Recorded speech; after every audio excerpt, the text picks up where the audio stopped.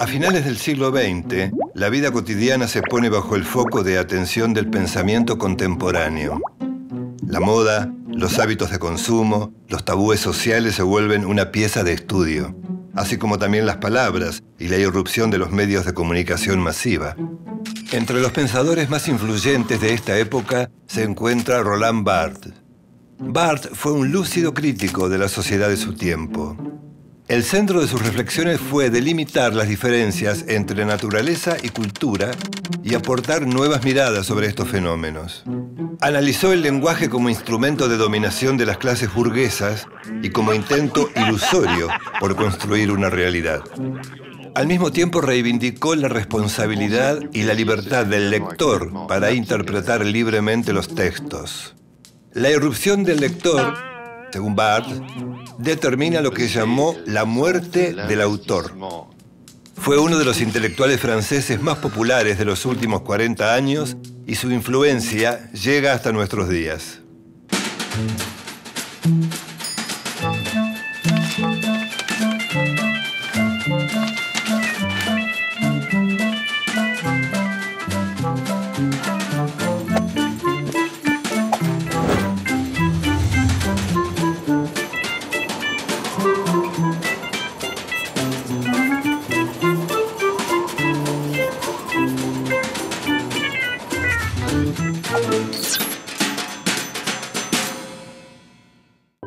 Roland Barthes nació en Cherbourg, Francia, el 12 de noviembre de 1915.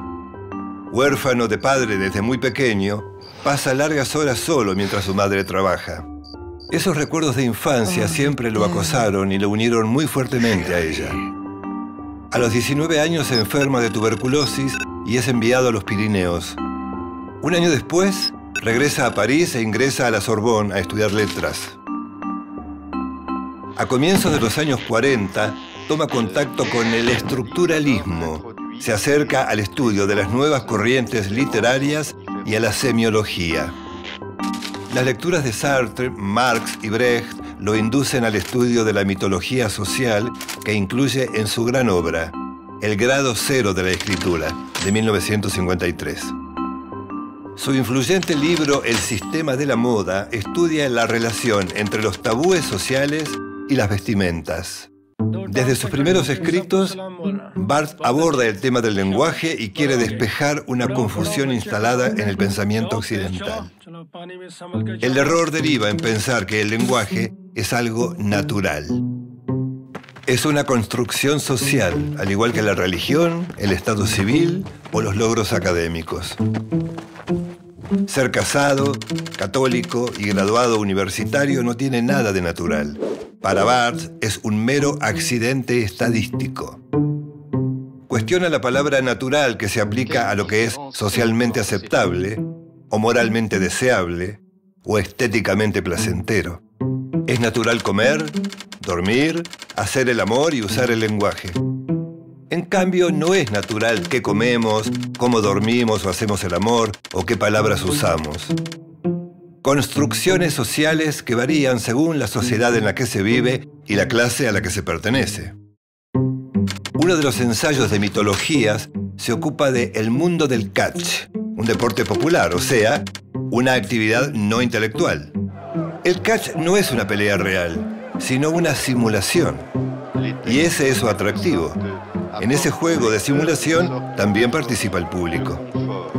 La particularidad es que nadie se engaña. Lo mismo sucede en el teatro. Un espectador sabe que el actor que hace de Otelo quizá no sea negro y con seguridad no matará a la actriz que encarna a Desdémona. Catch y teatro ponen en escena signos. Y los signos no tienen un contenido real. Un luchador de catch le pega a otro luchador y lanza un grito. El luchador que cae hace gestos de dolor, pero no son reales, son solo efectos. Lo mismo sucede con los gestos y actitudes en la vida cotidiana, porque todas las formas de comunicación son artificiales, funcionan dentro de una estructura. Y la estructura funciona solo porque vivimos en sociedad. Es decir, dentro de la estructura social, las relaciones están reguladas por normas. Saludamos de determinada manera y marcamos nuestro enojo no respondiendo las llamadas. Según el lingüista Ferdinand de Saussure, los signos no son naturales. Más aún, son esencialmente arbitrarios. Barthes afirma que la palabra arbitrario puede sonar a irracional. Y los signos no son irracionales, los signos son inmotivados. Los semáforos indican cuándo uno debe detenerse o seguir. No hay ninguna relación entre el color verde y seguir, ni el color rojo y parar. Es una convención. La misma convención puede verse en los luchadores de catch. El malo suele ser feo, desleal y desagradable y provoca la repulsa del público. El bueno es un caballero esbelto, viste de manera atractiva, respeta las reglas y goza del favor del público.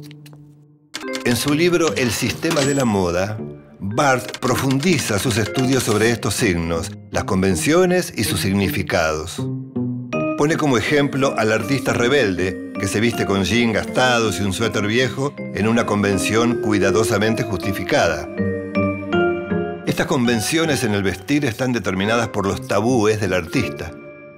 Los tabúes señalan que ciertas ropas crean una imagen de nosotros a los ojos de los demás. Estas reflexiones se agrupan en lo que se da en llamar la semiología de la vida cotidiana. Según Barthes, ella es una escuela de honestidad intelectual.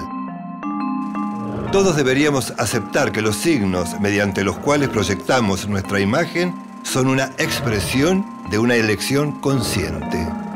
Esta postura de Barthes se asemeja a la idea de mala fe que desarrolla Jean-Paul Sartre. Sartre decía que los seres humanos nacen libres y saben que lo son, pero a veces no asumen sus responsabilidades e intentan culpar a sus padres o a la sociedad de sus desdichas. Describe este fenómeno como mala fe. La semiología de la vida cotidiana de Barthes se acerca a esa idea sartreana de la libertad. Todos somos libres, pero no nos animamos a ejercer esa libertad.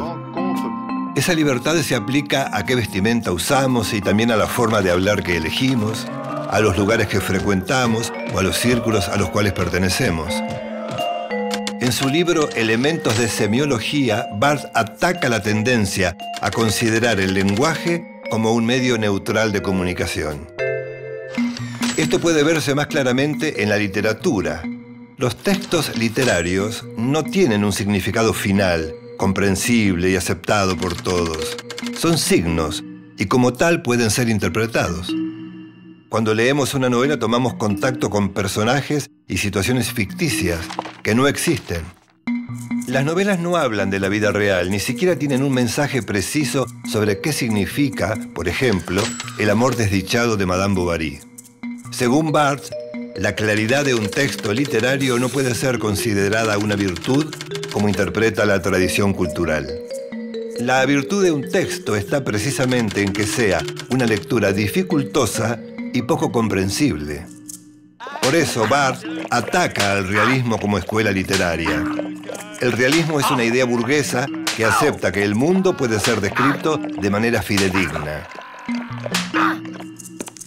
Barthes denuncia la resistencia de la crítica académica a la ambigüedad del lenguaje literario. La escritura literaria, según Barthes, es simbólica. Por lo tanto, no puede ser del todo clara. Tampoco tiene que cargar con las ataduras históricas o biográficas, por ejemplo, que tal historia desgraciada se debe a que el autor había enviudado.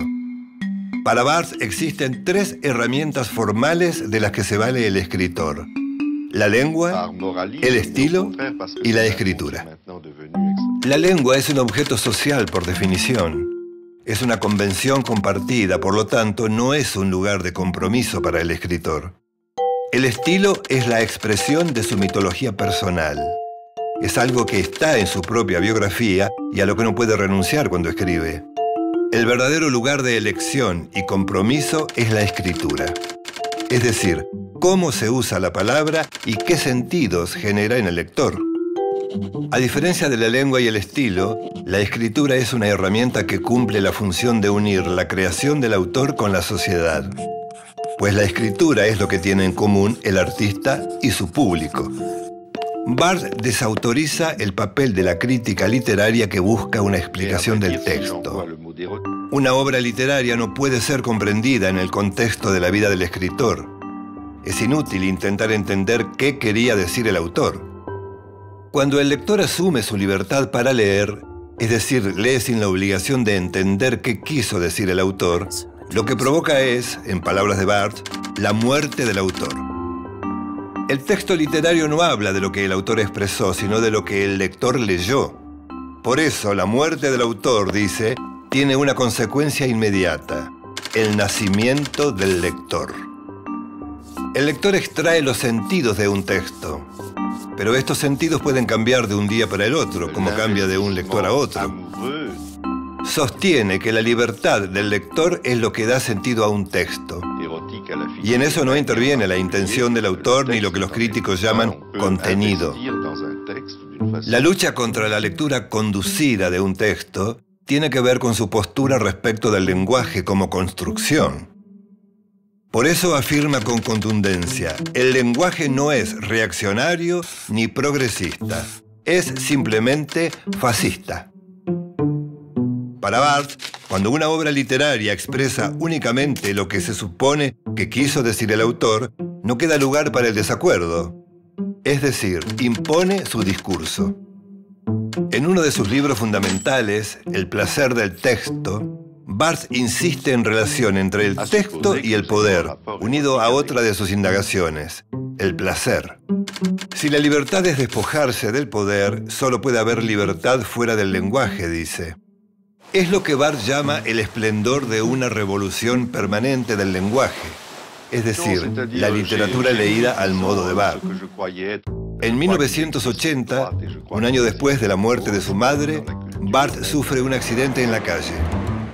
Muere atropellado por una camioneta de una lavandería enfrente de la Sorbonne, después de haber almorzado con François Mitterrand y con su amigo, el filósofo Michel Foucault. Rebelde, inconformista y transgresor, Barthes representa una nueva forma de escribir y de pensar. Su pensamiento no es una mera ocurrencia intelectual, sino una contribución al surgimiento de una nueva sociedad.